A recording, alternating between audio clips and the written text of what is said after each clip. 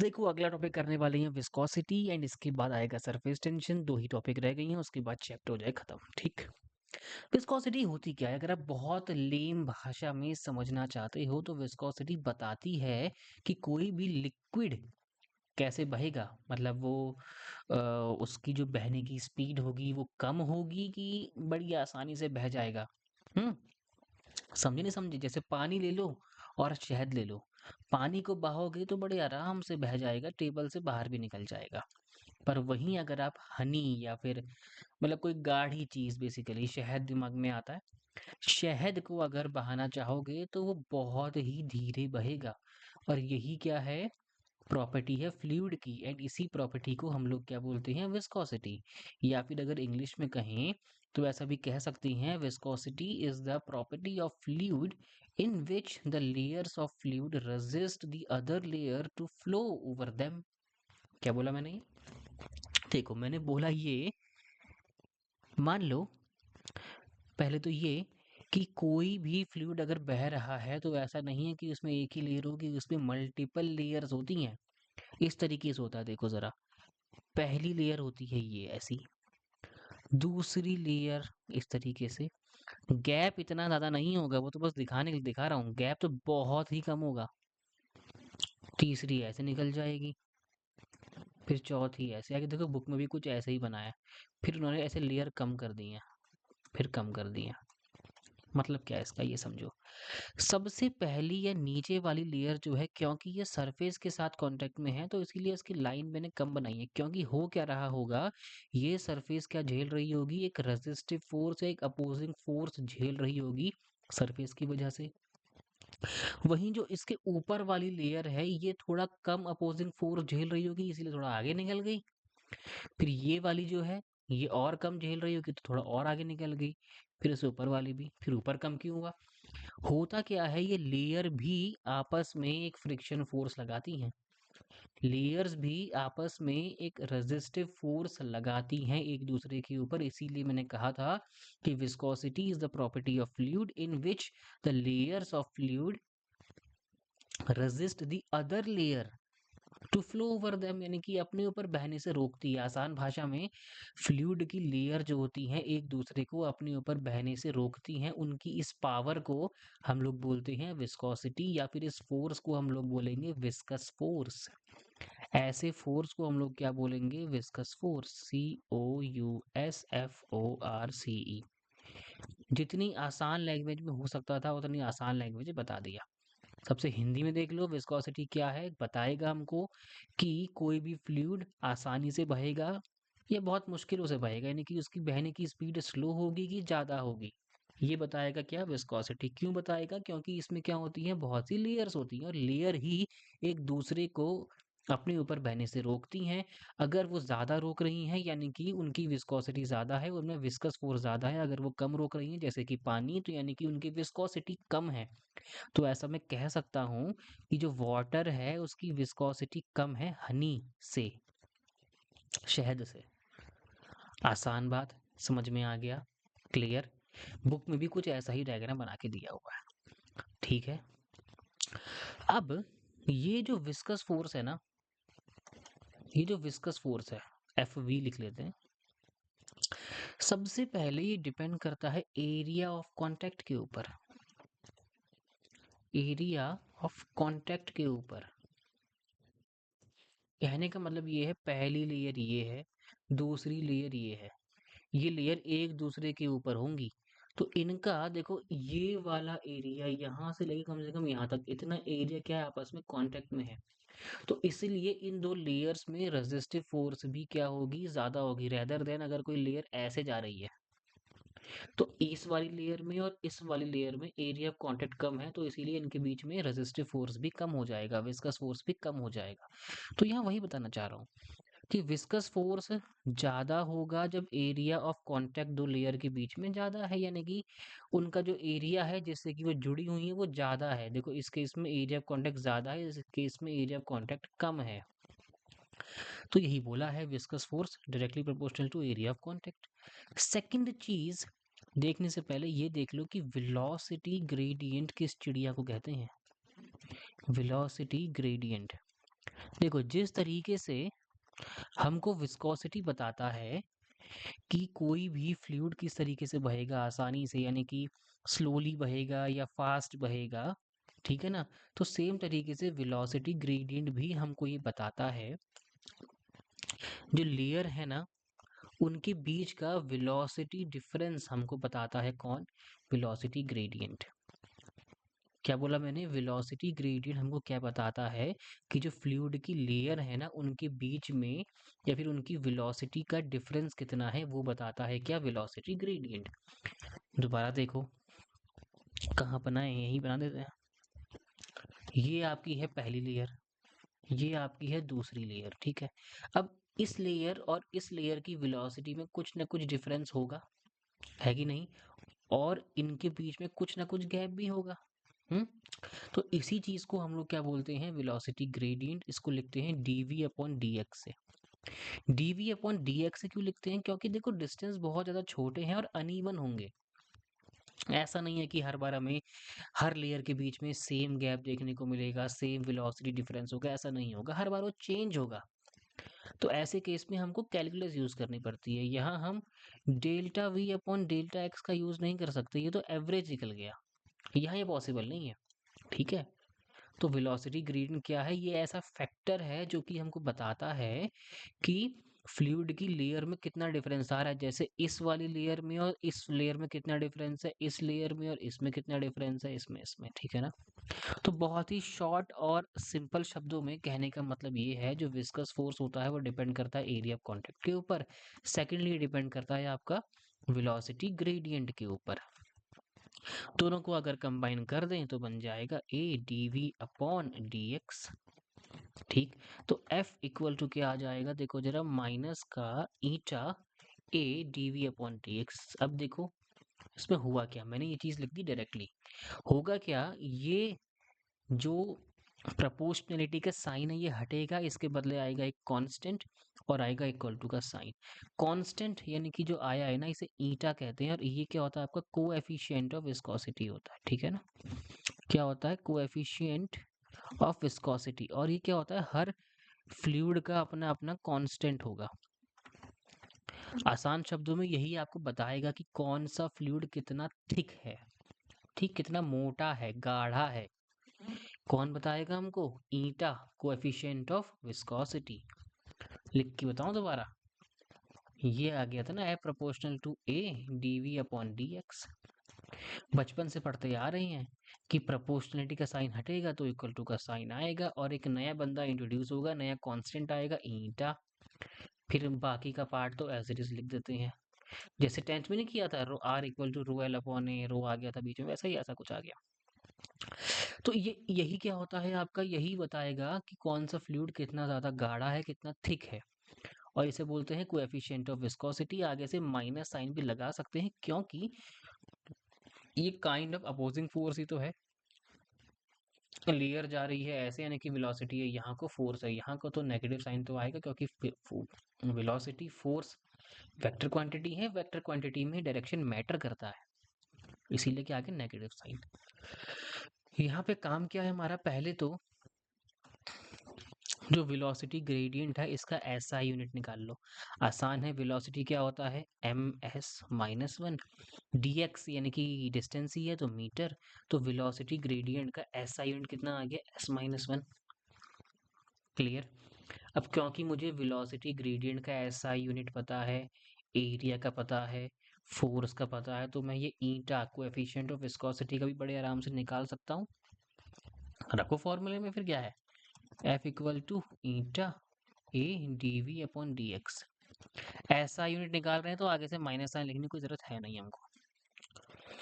क्या आ जाएगा? देखो F की जगह आएगा न्यूटन, ईटा तो निकालना है, ए क्या होता है? मीटर स्क्वायर, और वेलोसिटी ग्रेडियंट निकाल चुके हैं एस माइनस वन। ये पूरा पार्ट चला जाएगा इसके नीचे, है कि नहीं? इतना बेसिक तो पता होगा। तो न्यूटन अपॉन कितना आ जाएगा? मीटर स्क्वायर, और S minus one equal to कितना आ गया? ईटा, ठीक। तो कितना आ गया बेसिकली? ईटा का ऐसा unit Newton metre minus two और सेकंड। अगर आपको ये पता है तो आपको इसका डायमेंशन फॉर्मूला भी निकालना आना चाहिए। मैं यहाँ लिख दे रहा हूँ डायरेक्टली, निकालोगे आप खुद, क्योंकि बहुत आसान चीज़ है। ml-1 t-1 नहीं आएगा तो कमेंट कर देना, फिर बता ही दूंगा। उम्मीद कर रहा हूँ कि आपको ये पार्ट अच्छे से क्लियर हो चुका होगा। हमने अभी तक क्या क्या देख लिया, विस्कोसिटी क्या होता है, वेलोसिटी ग्रेडियंट क्या होता है, विस्कस फोर्स किन किन चीज़ों पे डिपेंड करता है, लास्ट में हमको एक फॉर्मूला मिल जाता है विस्कस फोर्स का। इतनी बात हमको क्लियर हो गई। अगली चीज जो पढ़नी है वो है स्टोक्स थ्योरम, और ये ना बहुत ही एक शैलो टॉपिक है कह सकते हैं आपकी बुक में। ये बहुत डीप नहीं है असल में, इसको देखें तो ये तो अलग ही लेवल पे है अभी। फिलहाल आपको बस देखना है कि स्टोक्स थ्योरम होती क्या है, मतलब क्या काम क्या है, इतना समझ लो।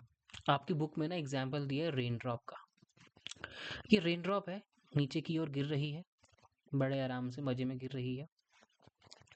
ऊपर देखो ये क्या है, आसपास इसके एयर होगा, फ्लूइड है, ठीक। और होगा क्या वहां पे, अगर वो फ्लूइड है तो उसकी कुछ ना कुछ कोएफिशिएंट ऑफ विस्कोसिटी होगी, है कि नहीं। और ये रेन ड्रॉप नीचे गिर रही है तो कुछ ना कुछ वेलोसिटी से गिर रही होगी। तो बेसिकली कहने का मतलब ये है, हमने ये देखा विस्कोसिटी में विस्कस फोर्स क्या होता है, सिंपली लेयर्स में जो अपोजिंग फोर्स लगता है वो, यानी कि फ्लूइड की लेयर में जो अपोजिंग फोर्स लगता है वो क्या है, विस्कस फोर्स।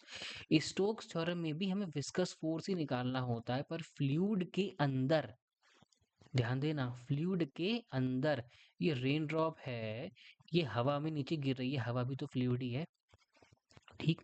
जिसकी वजह से इसके ऊपर भी, ऊपर को क्या लगेगा, यहाँ पे विस्कस फोर्स लगेगा। तो वो विस्कस फोर्स जो होता है ना, वो डिपेंड करता है पहला तो कोएफिशिएंट ऑफ विस्कोसिटी के ऊपर, दूसरा वो डिपेंड करता है, यहाँ हमें स्फीयर ही मान के चलना है तो वो डिपेंड करेगा उसके साइज के ऊपर, साइज यानी कि रेडियस के ऊपर फिलहाल। और तीसरा वो डिपेंड करेगा उसके ऑब्जेक्ट की वेलोसिटी के ऊपर। तो तीन चीज़ों पर ये विस्कस फोर्स डिपेंड करता है। कब, इनसाइड द फ्लूइड, सरफेस पे नहीं, सरफेस तो हमने देख लिया विस्कस फोर्स वाला, एफ इक्वल टू माइनस का ईटा ई डीवी अपॉन डी एक्स, वो विस्कस फोर्स है वाला फोर्स है जो कि फ्लूइड के लेयर्स पे लगता है। ये कहाँ लगेगा, इनसाइड द फ्लूइड, फ्लूइड के अंदर। एग्जांपल के लिए आप नदी में हो, लेक में हो, अंदर डाल दो बॉल यहाँ पे, है कि नहीं, बॉल को नीचे चलो यहीं भेज दो, तो यहाँ से बॉल यहाँ की ओर जाएगी तो इसके ऊपर क्या लगेगा, अपोजिंग फोर्स लगेगा ना। यहाँ लेयर वाला कॉन्सेप्ट नहीं लगा सकते हैं क्योंकि ये फ्लूइड के अंदर आ गया। आप स्विमिंग करते हो, बेसिकली स्विमिंग करते हो तो आगे तैरने के लिए भी आपको आगे का पानी हटाना होता है, या फिर ऐसा भी कह सकते हो, यहाँ पे आपको एक ड्रैग महसूस होता है, ड्रैग, ठीक है ना। तो बेसिकली वही निकालना है हमको। तो मैंने क्या बोला, वो जो फोर्स है इनसाइड द फ्लूइड वो डिपेंड करता है किसके ऊपर, कोएफिशिएंट ऑफ विस्कोसिटी, रेडियस किसका लिया, स्फीयर का, और वेलोसिटी, ठीक है ना। इतनी बात क्लियर। तो तीन चीजों पे ये क्या करता है, डिपेंड करता है। तो इसको अगर सॉल्व करते हैं ना तो ये आता है आपका 6 पाई ईटा आर वी। बात ये है ना कि ये जो इसका कोई डेरिवेशन नहीं है असल में, इसको हमको ना डिराइव करना पड़ता है with the help of dimensional formula. किसके थ्रू करना पड़ता है, डायमेंशनल फार्मूला के थ्रू करना पड़ता है। कैसे, हमने तो ये देख लिया ना कि F proportional to eta are we. अब मुझे कैसे पता कि यहाँ पावर कितनी होगी, हो सकता है ईटा का स्क्वायर हो रहा हो, यहाँ क्या पता इसके ऊपर रूट हो, क्या पता यहाँ क्यूब, मतलब कुछ भी हो सकता है ना। तो वो चीज़ निकालने के लिए ही तो हम यूज़ करते थे अपने डायमेंशन फार्मूला का। तो बेसिकली लिखने का तरीका क्या हो जाएगा, F proportional to eta are we, यहाँ पे आएगा साइन के, कांस्टेंट होगी, ईटा की पावर ए माननी पड़ेगी, आर की पावर बी माननी पड़ेगी, वेलोसिटी की पावर सी माननी पड़ेगी। इतना आपको आता होगा, ए बी सी की वैल्यूज निकाल दूंगा तो बस फॉर्मूला बन जाएगा, फॉर्मूला तैयार हो जाएगा। करना ये है, मुझे रखनी है क्या, सबके डायमेंशन फार्मूला। एफ क्या होता है डायमेंशन फार्मूला, बोलो जरा, M L T minus two. के तो कांस्टेंट है, इसका नहीं रखना, के को ऐसे ही छोड़ो। ईटा याद होना चाहिए, M L minus one T minus one, जहां तक मुझे याद आ रहा है। कंफर्म हो जाएगा अगर ए बी सी की वैल्यू 1 आ गई तो, हाँ मतलब सही है। और आर रेडियस है, लेंथ, पावर बी इंटू, देखो यहाँ जगह नहीं तो यहाँ लिख देता हूँ, वी है वेलोसिटी, वेलोसिटी का dimension formula L T minus one की होल पावर सी। इतनी बात क्लियर। अब क्या करूँगा, बस खोल दूंगा इसको आराम से। कैसे, ऐसे, M L T minus two, यहाँ तो अभी छेड़ना ही नहीं है, इसको खाली कंपेयर करेंगे यहाँ रख देख के। अगर ध्यान से देखो तो यहाँ m की अगर देखो खाली इस वाले पार्ट को ओपन करूंगा तो m की पावर a आएगा, l की पावर माइनस a आएगा, t की पावर माइनस a आएगा। इसको ओपन करूंगा तो l की पावर b आएगा, इसको ओपन करूंगा l की पावर c आएगा, t की पावर माइनस c आएगा। इतना तो आता होगा ना, तो बढ़िया। फिर m की पावर क्या हो गया a, l की पावर माइनस a, t की पावर माइनस a, फिर l की पावर b, फिर l की पावर c और t की पावर माइनस का c। उम्मीद कर रहा हूँ कि ये चीज आपको क्लियर हो गई होगी। इसके बाद करना ही क्या है यार, खत्म कहानी। M L T minus two के, कुछ तो बचा नहीं है m के लिए, तो m तो सिंगल ही है, पावर ए। l देखो, l के तीन रूप हैं, एक दो, सही दिख रहा हूँ मैं, हाँ दो तीन, तो l के तीन रूप हैं, ठीक, और अलग अलग पावर। तो base same power add, base same power add, base same power add, sorry plus का आएगा ना ये तो, क्यों किया मैंने ऐसा, एल सी आ गया, ठीक है ना, ये प्लस का आया, याद रखना। और टी की देखो क्या आ जाएगा, माइनस ए भी है और माइनस सी भी है, वही base same power add, minus A minus C. इतना गणित सबको आता होगा, बड़ा आसान था, ठीक। करना क्या है, एक एक करके इसको यहाँ से कंपेयर करूंगा, m को m से, l को l से, मतलब इनकी पावर को कंपेयर करना। देखो ऐसे, लेफ्ट हैंड साइड में m की पावर कितनी है 1, पर राइट हैंड साइड में m की पावर कितनी है a, तो मुझे a का वैल्यू मिल गया 1। लेफ्ट हैंड साइड में l की पावर है 1 और राइट हैंड साइड में l की पावर है माइनस ए, फिर क्या है आपका प्लस का b, फिर क्या है आपका प्लस का c। तो यहाँ से मुझे क्या मिल गया, minus A plus B plus C equal to 1, ठीक। और अगला क्या आ जाएगा, देखो जरा अगला देखो, t की पावर यहाँ क्या था माइनस का 2 और यहाँ क्या है t की पावर माइनस का a माइनस सी। तो क्या है minus two equal to minus A minus C, minus two equal to minus common निकाल लेता हूँ a plus C, minus minus cut जाएगा, 2 equal to a plus C. a मेरा ऑलरेडी 1 आ चुका था, 1 प्लस सी, c कितना आ गया 2 माइनस 1 1। देखो a भी 1 आ गया और b तो खैर निकालना है, c 1 आ गया। b कैसे आएगा, पीछे से यहाँ से निकाल लेते, देखो जरा, ये आ गया आपका माइनस 1, c आ गया आपका 1। देखो इसी से निकालूंगा, इसी से ही, कहाँ निकालूं, यह निकाल देता हूँ। तो माइनस का a प्लस का b प्लस का c इक्वल टू 1 है, माइनस का 1 प्लस का b प्लस c, c की वैल्यू कितनी 1 इक्वल टू 1, माइनस 1 और प्लस 1 कट गया तो b इक्वल टू 1 ही तो आया। तो basically a b c equal to आ गया आपका 1, और क्या रखा था मैंने f equal to k eta की पावर a r की पावर b v की पावर c, सही रखा ना, हाँ। ए बी सी की वैल्यूज पुट कर दो तो ये आ गया तुम्हारा कितना, देखो के जो आता है ना वो एक्सपेरिमेंटली आता है, ठीक है, तो के कितना आ जाएगा 6 पाई ईटा की पावर 1 आर की पावर 1 वी की पावर 1। तो लकीली 1 1 1 आ गया, कुछ भी आ सकता था, ठीक है। तो यहाँ से हमने क्या कर दिया, एक और फॉर्मूला डिराइव कर दिया। इसके बाद जो अगला टॉपिक आता है वो है आपका टर्मिनल वेलोसिटी। टर्मिनल वेलोसिटी देखो क्या होती है, पहले वो समझ लो।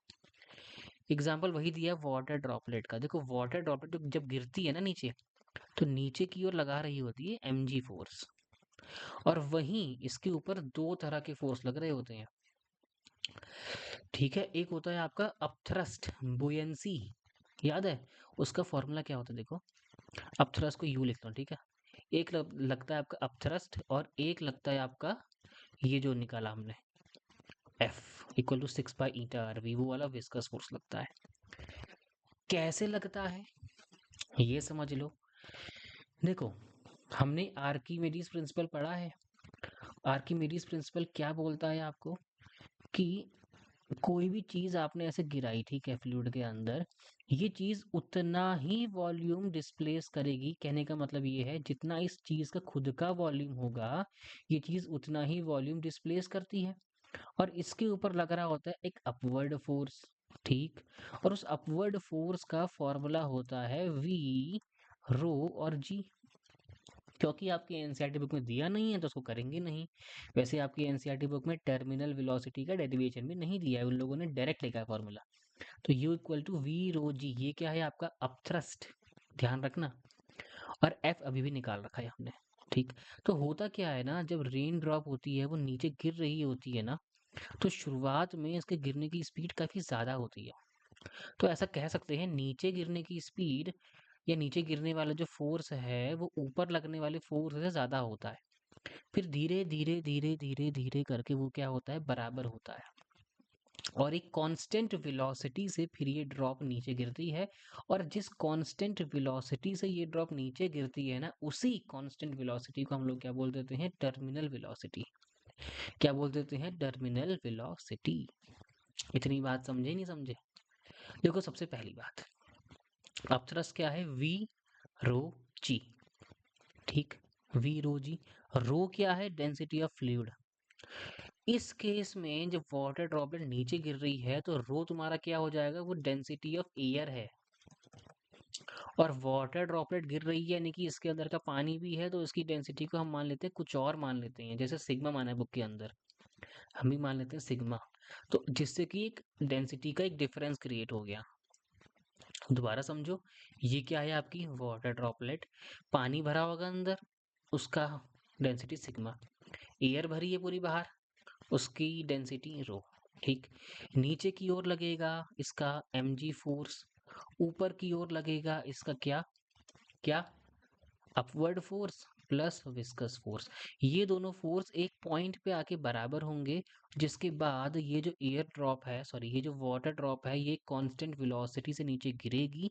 और उसी कांस्टेंट वेलोसिटी को हम लोग बोलेंगे टर्मिनल वेलोसिटी, ठीक है। अब देखो ज्यादा डीप नहीं जा सकते वरना वन शॉट किस बात का ये है कि नहीं। होगा क्या, हम रख देंगे इसको बराबर वी रो जी, यहाँ 6 पाई ईटा आर वी बराबर रखा जाएगा इसको mg के मास क्या होता है, mg तो रख दूंगा पर मैं यहाँ करूंगा थोड़ा सा शॉर्ट। मास क्या होता है, डेंसिटी इंटू वॉल्यूम। डेंसिटी किसकी, इसकी, डेंसिटी सिग्मा। वॉल्यूम क्या, इसका, स्फीयर है, 4/3 पाई r क्यूब। और इंटू जी कर दूंगा, तो mg की जगह ये पुट कर दूं, कोई दिक्कत थोड़ी किसी को। तो सिग्मा 4/3 पाई r क्यूब जी, ठीक है। इतनी बात क्लियर। और इसको भी थोड़ा सॉल्व कर लेते हैं। कैसे करेंगे सॉल्व, बड़ा सिंपल है। v क्या होता है, वॉल्यूम ऑफ फ्लूइड डिस्प्लेस। और ये जो वॉल्यूम होगा, कहने का मतलब ये वाटर ड्रॉपलेट कितना वॉल्यूम डिस्प्लेस करेगी, जितना इसका खुद का वॉल्यूम होगा। तो बेसिकली ये जो वॉल्यूम है ये और कुछ नहीं, ये 4/3 पाई r क्यूब ही तो है। रो किसकी डेंसिटी है, एयर की, इंटू जी। और इस वाले पार्ट को ले आते हैं उधर, तो ये माइनस का बन जाएगा, तो कितना आ जाएगा सिग्मा, वही 4/3 पाई r क्यूब जी। किसके बराबर होगा, क्या बचा यहाँ पे, उल्टा कर दिया क्या मैंने, सॉरी यार, ये रॉन्ग हो गया। लिख के दिखाता हूँ, देखो ये था कहानी, कहानी ये थी, इतनी बात क्लियर। अपथ्रस्ट लिखा कितना, V rho g, force 6 pi eta r v, mass कितना है देखो sigma g, 4/3 pi r cube. ये कैसा है सबको पता है। इस पार्ट को वहां लेके जाना है, मैं इसको ले गया था, इस पार्ट को वहां लेके जाना है। तो 6 pi eta r v, v देखो यहाँ पे क्या है, वेलोसिटी, यहाँ ये टर्मिनल वेलोसिटी, इसको वॉल्यूम से कंफ्यूज मत करना।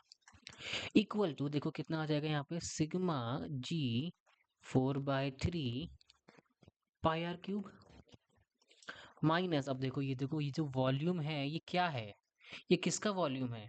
आर्किमिडीज का प्रिंसिपल क्या बोलता है, जो भी चीज तुमने फ्लूइड में डाली है वो अपने ही वॉल्यूम जितना फ्लूइड को डिस्प्लेस करेगी।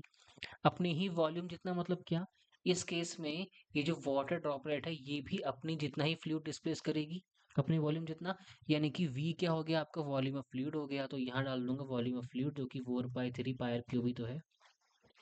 डेंसिटी किसकी आ जाएगी, उस फ्लूइड की, इस केस में किसकी डेंसिटी, एयर की, क्योंकि वाटर ड्रॉपलेट किस में गिर रही है, एयर में। क्लियर है ना इतनी बात। अब इसी चीज़ को थोड़ा सॉल्व कर लेंगे। देखो क्या आ जाएगा, देखो पूरा डेरिवेशन अगर पेपर में आए वैसे तो बात है, वरना मुश्किल चांस है। तो यहाँ क्या था आपका सिग्मा, देखो कॉमन क्या है, 4/3 पाई आर क्यूब और जी कॉमन है, निकाल लो। 4/3 पाई आर क्यूब, जी बाहर कॉमन, अंदर हो जाए सिग्मा माइनस रो, इतना सबको पता है, अच्छी बात है। और क्या कर सकते हैं, देखो पाए से पाए कट जाएगा, मुझे खाली वीटी निकालना है, तो बाकी का पार्ट यहाँ भेजना पड़ेगा, तो बढ़िया वीटी को यहाँ छोड़ दो। कैसे हो जाएगा, 4/3 पाए से पाए काट देंगे तो लिख देते हैं 4/3 pi R cube G sigma minus rho, और इस सब के अपॉन में क्या आ जाएगा, ये 6 पाई ईटा आर। पाए से पाए गया उड़, क्या बचा, वी टी इक्वल टू, देखो ये भी काट लेते हैं, 2 2 जा 4 जाएगा, 2 3 जा 6 जाएगा, आर आर क्यूब गया, आर स्क्वायर बचा, तो बचा क्या, देखो ऊपर बच रहा है 2, और क्या बच रहा है 2 आर स्क्वायर, फिर जी बच रहा है, सिग्मा माइनस रो बच रहा है, अपॉन 3 3 9 बच रहा है, ईंटा किसी से कटा नहीं, ईंटा का ईंटा आ गया। तो मेरे को टर्मिनल वेलोसिटी मिल गई, और एनसीईआरटी में डायरेक्टली ऐसा ही लिखा है, थोड़ा उल्टा हो गया होगा, रो यहाँ आ गया होगा, सिग्मा यहाँ आ गया, क्योंकि हमने क्या कर रखा है, सिग्मा माना है एयर, सॉरी वाटर ड्रॉप का डेंसिटी, और रो माना है एयर का डेंसिटी। उनने क्या किया है, रो माना है इस वाटर ड्रॉपलेट का डेंसिटी, सिग्मा माना है एयर का डेंसिटी, ठीक है, फर्क पड़ेगा नहीं उससे, एक न्यूमेरिकल इस पे, जो कि ये फॉर्मूला जानने के बाद बड़े आराम से हो जाएगा। क्या निकालनी है, टर्मिनल वेलोसिटी, ईटा क्या है, कोएफिशिएंट ऑफ विस्कोसिटी, किसकी विस्कोसिटी है ये, वाटर ड्रॉपलेट कहाँ गिर रही है, एयर में तो गिर रही है, तो coefficient of viscosity of air.